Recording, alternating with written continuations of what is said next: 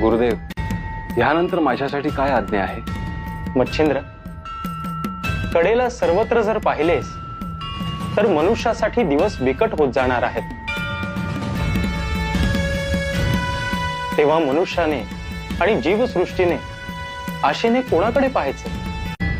मी भ्रमण करत असताना ही गोष्ट माझ्याही ध्यानात आली गुरुदेव. मनुष्यातला राग द्वेष टोकाला पोहोचला आहे. माणसांमध्ये सौहार्द प्रेम कमी होत चालले आहे.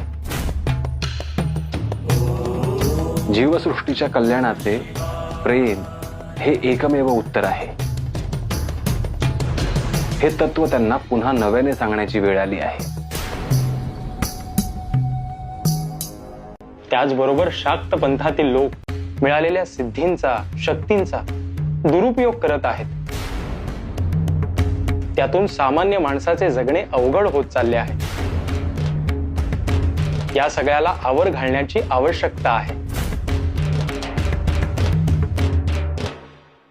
मला हे मान्य आहे गुरुदेव. 12 वर्षाचा जो काळ आहे त्यात गोरक्ष आणि गहिनी दोघेही सहाय्यभूत होतील. गुरुदेव, यानंतर माझ्यासाठी काय आज्ञा आहे?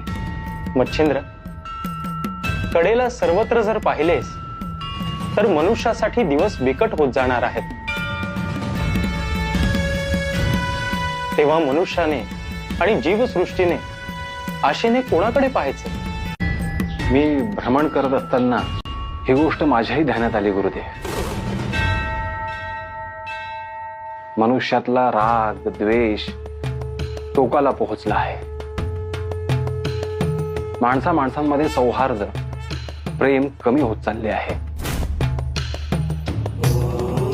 जीवसृष्टीच्या कल्याणाचे प्रेम हे एकमेव उत्तर आहे. हे तत्व त्यांना पुन्हा नव्याने सांगण्याची वेळ आली आहे.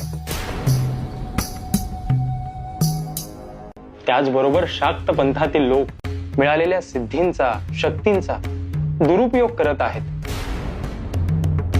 त्यातून सामान्य